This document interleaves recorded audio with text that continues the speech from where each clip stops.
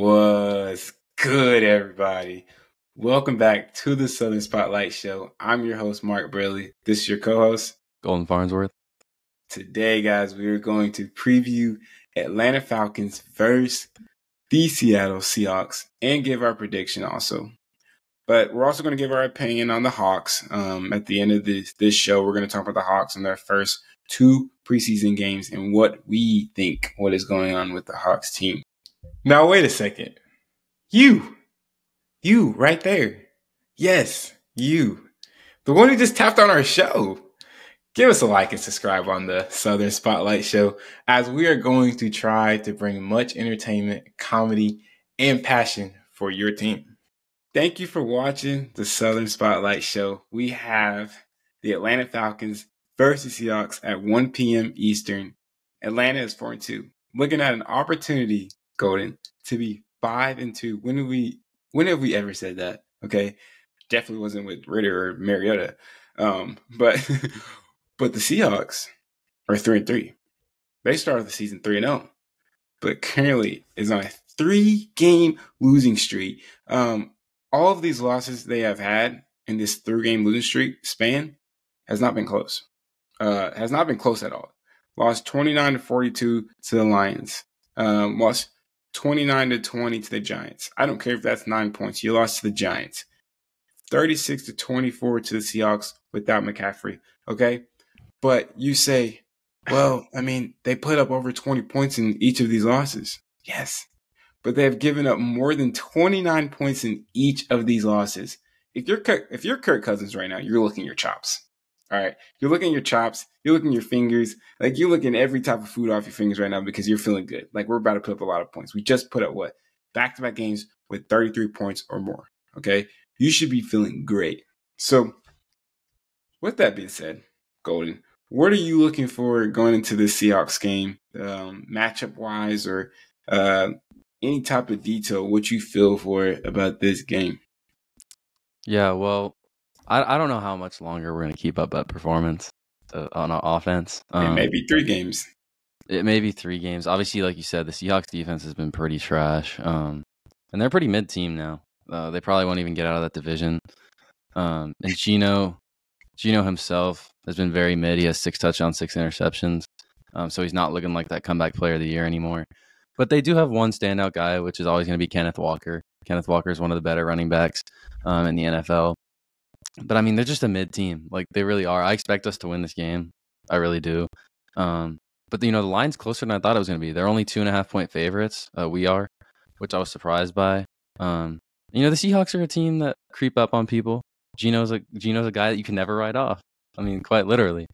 So I expect a win. I do. But like you said, based on how their defense has been playing, because their offense is fine. Like, their offense is fine when we think about it. They have great receivers. They got DK. They've got Jackson Smith and Jigba. They got Tyler Lockett.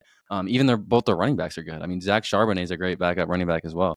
So, yeah, their offense is, something you still got to worry about. And with how our defense has been playing, that's definitely something that we have to take into consideration.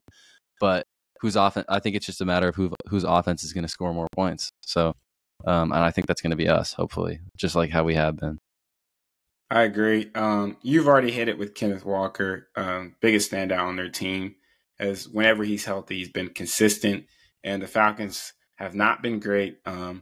Run defensive wise, they have not been great. So if you guys are watching, Falcons fans, Seahawks fans, just expect Kenneth Walker to have a good game. You start him on your fantasy. That's a great idea. But I would start Bijan Robinson. I would start Drake London. I would start Kyle Pitts.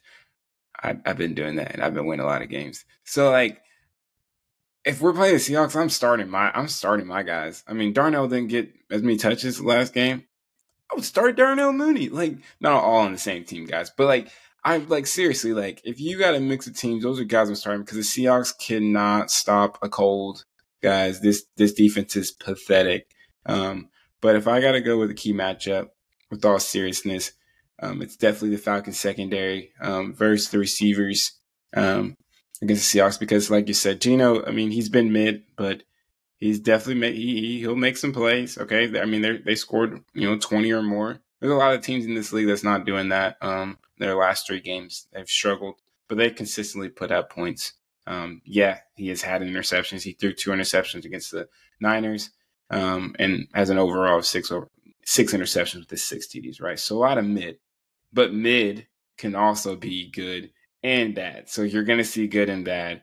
So with that being said, I got the Falcons secondary. Are they going to be able to create some turnovers, right? Are they going to be able to create some turnovers? We've seen it last week. Clark Phillips, AJ Terrell with the little pick, finally didn't drop a pick. I thought AJ Terrell had butter for fingers. Like I didn't think he could catch a pick, but great coverage guy, but I didn't think he could do that. But with that being said, with that matchup that I'm saying right now, I'm definitely going to say that the Falcons are going to have at least a pick in this game. And I think it's going to be one of our safeties. That's an easy prediction to have because they're both studs. But I think they're going to make a play in this game because Geno will make a mistake. He will. So with that being said, I think it's going to be a closer game. And I do think the Seahawks are going to drop 20 points again in this game. But they're going to give up 30. So I got Falcons 31, Seahawks 21, with another Falcons victory going 5-2. All right. Well, I think that one issue that our defense has had is covering bigger receivers, like we saw with Mike Evans against the Bucks and DK Metcalf. I think DK is finally gonna have a breakout game. I think he's gonna have a touchdown or two. I am also gonna have the Seahawks scoring over 20 points, but we are also gonna score over 20 points. I'm gonna have the Falcons 28-26 in a really close game. So we don't touch 30. What more does Bijan have to show you, bro? What more does Bijan have to show you, man? That he's a stud. I don't see this team scoring 30 in 3 straight games, but 28 is close enough. I believe in Kirk Chains, man. But Falcons, Seahawks fans, you give us your prediction of the score outcome for this Sunday's matchup at 1 p.m. Eastern Time. Now, if we're going to get into our next segment right now, right here, and it's Atlanta Hawks, we got to talk about the Atlanta Hawks, okay? Atlanta Hawks played on NBA TV or on Valley Sports 7:30 yesterday. For those that watched on those channels, Hawks lost 104-89 against the Sixers, a team that didn't even have Embiid playing, and Paul George got hurt in that game. Just a normal day for Paul George to get hurt. But just a game where I saw a lot of missed shots and a lot of turnovers from our star players in Trey and Jalen. Jalen is a great player. I agree.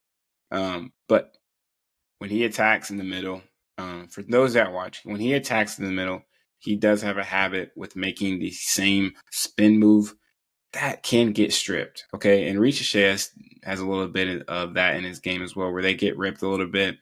And you got to be careful on that, right? Because first off, we're a younger team. Turnovers are not going to keep us in the game.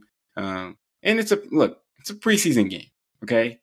But habits can happen and it can continue when you go into the actual regular season. Like Trey made a statement that he does not care about turnovers. He's trying to get his players involved, trying to get his teammates involved.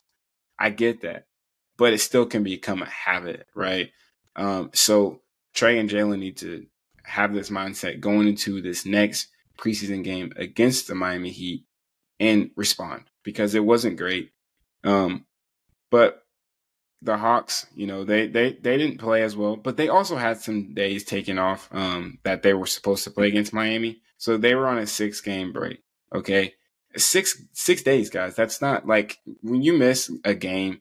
All right. You have 6 days to prepare for a basketball game. It's not like football. Okay. You're not getting all these days rest. Like when you're playing, like I'm not saying back to backs, but if you got like a day break going to your next game, that's probably the best feeling because you still got that rhythm. 6 days off. Like, what are you doing in between? And just going to practice and shooting is different when you're playing up and down the floor. So that's my excuse.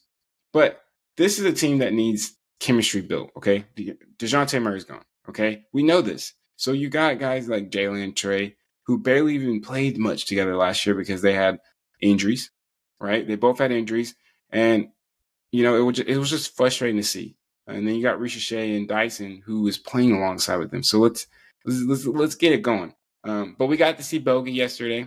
Made his preseason debut, shot 2 for 11 from the field. But, it was just an ugly game for the Hawks. But a lot of negative. Golden, what positive thing did you see for the Hawks last night that you thought impressed you? As I have to realize that this is a preseason game and the negativity has to go. There's not much positive to take away from this game. I mean, maybe Clint Capella. Clint Capella did have a great game, almost a double-double. So, and he did it, in only 21 minutes. So, but like I said last week, or on the last game, I love to look at plus minus, and there were some just horrendous numbers in this game. Kobe Buffkin, 2 for 13, and minus 22 when he was in the game. Minus 22. Bogi, same thing, 2 for 11, minus 15. Larry Nance, 2 for 3, but when he was in the game, minus 18. So, yeah, that's my main stat I love to look at. So, seeing that Trey is at plus 7, obviously our star player. Whenever he's in the game, we're going to be, winning the game. But there's not really much you can take away from this game in terms of positivity. Ricochet played great again, shot just under 50%. But this was like a complete turnaround between this game and the last game. 89 points is just despicable. And then, for the Sixers, I mean, they can't really take away any positives either because Paul George got hurt. And, they're supposed to be title contenders this year. So we'll see how bad that is. But, I mean, overall, like, I would say maybe the best thing to take out from this game is Clint Capella. And that's how you know it's bad. That's how you know it's really, really bad, is if Capella is your highlight player. That's all I got to say. I agree with that. One of my concerns, I'm going back negative. Sorry, guys. One of my concerns was that Jalen had 6 shot attempts going into the third quarter.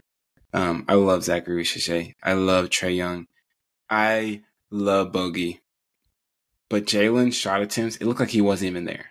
Like if you're going to play 3 quarters and you only got 6 shot attempts, I'm getting John Collins type of vibes, okay? And John Collins, he can't put the ball on the floor. We need the aggression that we saw from that first game. So I'm just going to come here and say that he's going to be aggressive in the next preseason game because when he was aggressive, what did he have? 19 and 10, all right?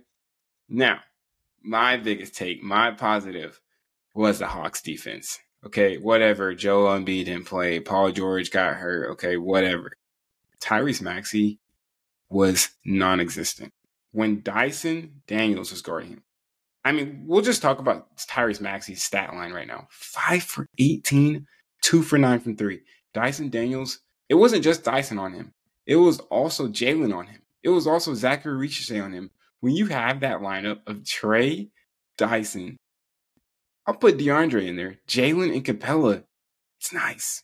And Ricochet, if he flips with DeAndre, it's a really good defensive lineup. Ricochet showed me that night that he can play defense. He was sitting on everything. They're out here pump faking. He's sitting on it. He is sitting on it. He's not going anywhere. This is a young rookie that looks very disciplined and very mature for his age. Hawksmen should feel really positive. The offense will get going. Okay, they have a lot of stagnant moments on offense where it was dead and they had like 2 seconds left on the shot clock and taking a stupid shot because they just didn't do anything the first 22 seconds of the shot clock. So if they continue to get better on offense, I think the Hawks are going to win a lot of games. Yeah, I don't disagree. We need a year finally where we don't go 500 or in a play-in spot. If we're in a play-in spot again, then this team has failed. Yeah, Simple as that. Just end it all. But guys, you let us know who has impressed you the most on the Hawks. And what are you looking for in the Hawks' next preseason game versus the Miami Heat this Wednesday at 7:30 Eastern? Thank you for watching the Southern Spotlight Show. If you are new to the show, give us a like and subscribe, and we'll see you on the next one. See ya.